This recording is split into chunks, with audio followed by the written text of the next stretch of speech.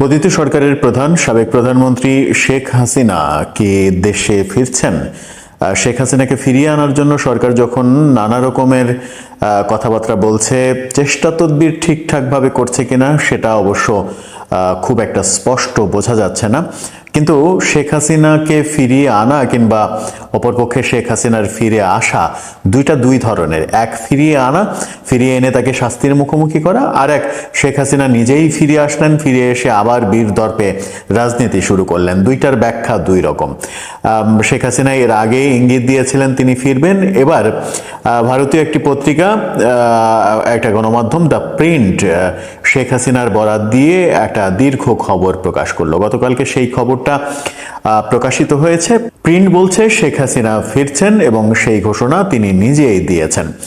শেখ হাসিনা কি ঘোষণা দিলেন, দ্য প্রিন্ট কি বলছে, সেই আলোচনাই করবে এই ভিডিওতে, থাকবে নিয়মিত আয়োজনে।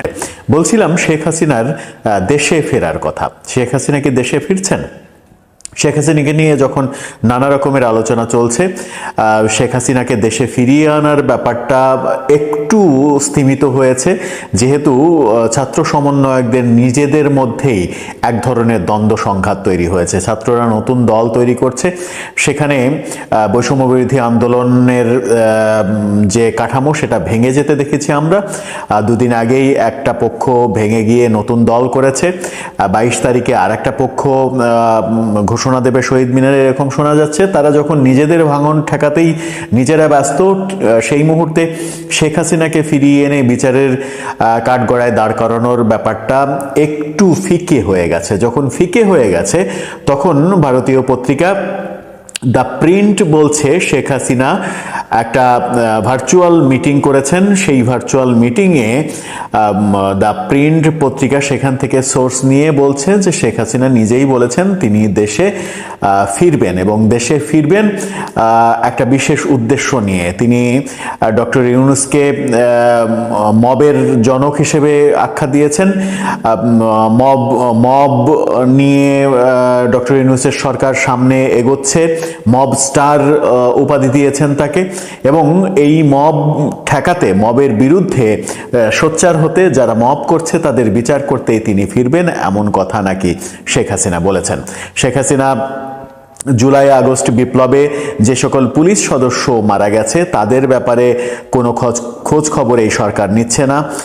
তাদের পরিবারের দিকে এই সরকার তাকাচ্ছে না, পরিবারের অসহায় অবস্থার দিকে একবারও ফিরে তাকাচ্ছে না, তাদের নিয়ে কোনো আলোচনা হচ্ছে না। সেটাকে এক ধরনের একপাক্ষিক নীতি হিসেবে দেখছেন শেখ হাসিনা, এবং তিনি বলেছেন যে তিনি ফিরে এসে পুলিশ হত্যা যারা করেছে তাদের বিচার করবেন, তিনি নিজে বিচার করবেন। তিনি এও বলেছেন তিনি যেহেতু বেঁচে আছেন, তাকে যেহেতু কেউ মারতে পারেনি, সেহেতু তিনি বাংলাদেশে খুব শীঘ্রই ফিরবেন, ফেরার জন্যই তিনি বেঁচে আছেন, এবং ফিরে এই পুলিশ হত্যা যারা করেছে তাদের একটা একটা করে ধরবেন আর বিচার করবেন, এমন কথা নাকি শেখ হাসিনা বলেছেন। দ্য প্রিন্ট এমন তথ্য দিয়েছে। শেখ হাসিনা যে ভার্চুয়াল মিটিং করেছেন সেই মিটিংয়ে আর কারা ছিল সেই তথ্য স্পষ্ট করেনি দ্য প্রিন্ট।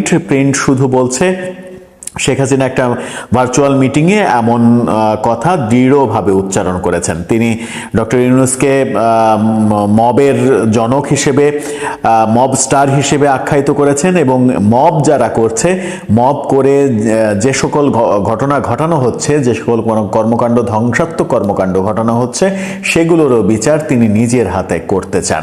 শেখ হাসিনা এখন স্বপ্ন দেখছেন যে তিনি বিচার করবেন, পুলিশ হত্যার বিচার করবেন এবং যারা মব করছে তাদের বিচার করবেন। তাহলে কি আমাদের যে আশঙ্কা আমরা আমাদের প্ল্যাটফর্ম থেকে বারবার করেছি, যে মব চলমান রয়েছে, সেই মবের পাল্টা যদি অ্যাকশন শুরু হয়, যদি প্রতিশোধ শুরু হয়, মবের প্রতিশোধ যদি নেওয়া শুরু করে আওয়ামী লীগ, তাহলে দেশের মধ্যে যে অরাজক পরিস্থিতি তৈরি হবে, সেই অরাজক পরিস্থিতি থামানোর ক্ষমতা এই সরকারের আদৌ আছে কিনা, দেশটা কোথায় কোন রসাতলে চলে যাবে, সেরকম ইঙ্গিতই দ্য প্রিন্টের এই সংবাদকে কেন্দ্র করে পাওয়া যাচ্ছে। প্রিন্ট যে ইঙ্গিত দিচ্ছে সেই ইঙ্গিতটা খুব একটা সুখকর ইঙ্গিত নয়, যদিও যারা আওয়ামী লীগ করেন, আওয়ামী লীগের জন্য এটা পজিটিভ ইঙ্গিত, আওয়ামী লীগের খুশি হওয়ার মতো ইঙ্গিত। আওয়ামী লীগ হয়তো এই খবর শুনে খুশি হবেন, কিন্তু এই খবর বর্তমান সরকারের জন্য খুবই ভীতিকর খবর, বৈষম্য বিরোধী আন্দোলনের সদস্যদের জন্য ভীতিকর খবর, এবং সর্বোপরি বাংলাদেশ নামক এই ভূখণ্ডে আমরা যারা সাধারণ মানুষ বসবাস করি তাদের জন্য একটা আতঙ্কের খবর। আতঙ্কটা কি? আতঙ্কটা হচ্ছে যে মব কালচার থামানো যাচ্ছে না, যে মবের সংস্কৃতি চলছে, এবং আজকে বিদেশ থেকে একজন ইউটিউবার সামাজিক যোগাযোগ মাধ্যমে একটা ইঙ্গিত দিয়েছেন যে টুঙ্গিপাড়া, বঙ্গবন্ধুর মাজারে সেই টুঙ্গিপাড়াতে আক্রমণের নাকি একটা পরিকল্পনা চলছে, সেখানে একটা বড় ধরনের মব সৃষ্টি করার পরিকল্পনা চলছে। যদি সেটা হয় তাহলে টুঙ্গিপাড়াতে একটা ভয়াবহ অবস্থা তৈরি হবে। সেই অবস্থা সরকার কিভাবে রুখবে? সরকার যদি এরকম ইঙ্গিত আগে থেকে পায় তাহলে সেটা এখনই রুখে দেওয়া উচিত।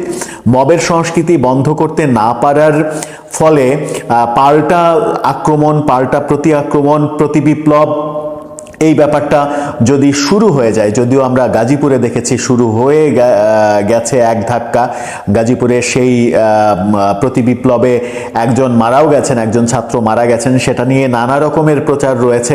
ছাত্ররা আকম মোজাম্মেলের বাড়িতে আক্রমণ করেছিলেন, সেটা কি পরবর্তীতে আবার সেটা অস্বীকার করা হয়েছে, বলা হয়েছিল যে তার বাড়িতে ডাকাত গিয়েছিল, ডাকাত ধরতে গিয়ে ছাত্ররা আক্রান্ত হয়েছেন, এরকম নানা কথাবার্তা শোনা গেছে। কিন্তু দিন শেষে ব্যাপারটা এটাই সত্য যে ছাত্ররা সেখানে আকম মোজাম্মেলের বাড়ি আক্রমণ করেছিলেন এবং স্থানীয় জনতা এবং আওয়ামী লীগের লোকজন এক ধরনের প্রতি বিপ্লব করার চেষ্টা করেছে।